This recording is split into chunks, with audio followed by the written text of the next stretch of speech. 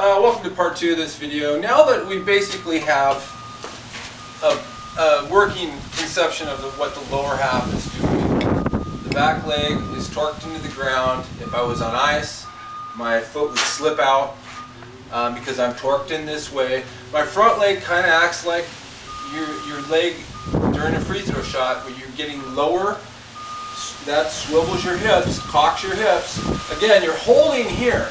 So when you do this, you should feel pressure all along the back of your legs, because that pressure is what you're going to use to be able to come forward. It's important to say this now, I think, before we get into the hand load and what the hands are doing, is the forward swing is a reaction. You're not, I use the word mental content. You are not actually having to, if you do this right, you're ready to hit, it's you see ball and it's boom. If you do it right, okay? If you're having what I call mental content, thinking as you're swinging, you know, thinking to do this, thinking to squish the bug, there's no thinking in the forward swing. It's a reaction to what's typically called your load. Now your load is getting ready to hit. I'm completely on balance. I'm not out here.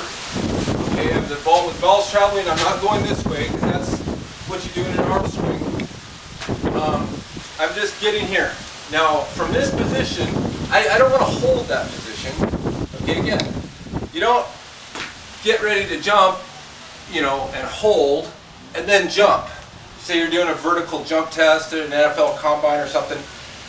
You don't see guys going like this, pausing for a couple seconds, and then jumping. You're gonna, you know, you're gonna be 4 or 5 inches shorter than if you just boom go up.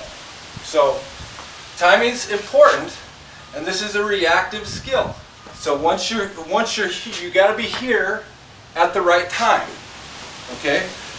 So I think that's important to talk about this. Now, in my previous videos, I talked about the hand load, and you see a lot of, and what I mean by the hand load is you see a lot of big league hitters, right as they're about ready to swing, you see that bat either flash forward or flash this way.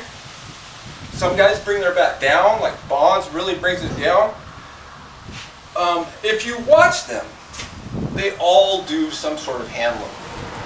And it's pretty important. Now, the timing of the hand load goes with your lowering of your front leg. It's very simple.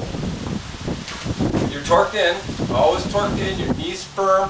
When I lower into that, there goes my hand load. Okay, now the reactive phase of this, I see ball that I think I can drive. The reactive phase is you're here, and you just ball, boom. And then you're through. The weight of the bat pulls your arms through. Okay, you're driving with, basically there's a chain of event that's happening here. Okay? You're here. The first thing to go is your lower half, because you got that knee, I'm still torqued in. Okay, first move is boom. Now my hips have turned, but my shoulder is square. My shoulder is going this way, but my hips are going that way. That's called what I call separation. And what that does is it loads all your muscles in your back. So you have that separation. Now you feel it back in here. Okay, you're loading all those muscles in your torso. One of the reasons why people have a hard time with rotational hitting is it doesn't make a lot of sense for people. They don't realize how strong they are because they don't do that movement. Okay, you can, you know, in college we strength tested. Our weightlifting was like, you know, I think it was Stanford's football workout, and we strength test on bench press, military press, and dips. Those were our strength tests. That's all triceps and deltoids, but in hitting, you're not really using those muscles. You're not firing here. I mean, most of the hand muscles that you're going to use arm muscles you can use are your forearms, just keeping a hold of the bat, because when you start to turn, you really have to be strong just to control the bat. Your arms are acting as scaffolding. They're just controlling the bat. Your body is turning. Okay, so I'm loaded, I boom here. I'm not consciously making this turn. This turn is a result, is a reaction to what I've done here. So I'm here, boom, reaction, not conscious, and it just flows from there. Again, now the hand load, I think I should talk a little bit about, go a little bit more into that. You see a variety of it. Now, when I was in college, my first 2 years at Gonzaga, we had a hitting instructor, and he was from Stanford University, and I think he basically said 2 words: barrel above. Barrel above was one of those catchphrases. One time I heard him say, squish the bug.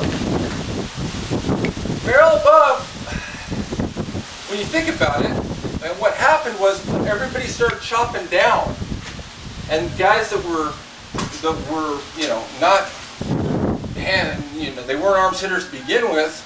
Some guys probably became arms hitters because they were thinking, it's mental content.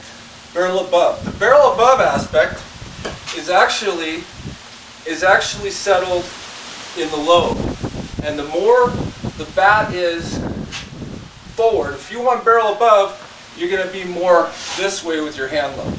If you want to be have more of an uppercut, a lot of big leaguers, Big Poppy for example, he's got a big uppercut. Those guys are down here more. The barrel above, and I'm a proponent of barrel above. I just know that there's not mental content involved. You have to set that up to begin with in your load. This is where you set up barrel above. See, my barrel is above my hands. When I straighten out my leg, that barrel is actually above my hands as opposed to below my hands. So that's an important. I think it's important to get into that, because you got to be a better hitter if you go barrel above, but you need to not try and chop at it, because that's mental content that you're putting into your forward swing. All that is actually done with the hand load in the backswing. So we'll go on from there next time.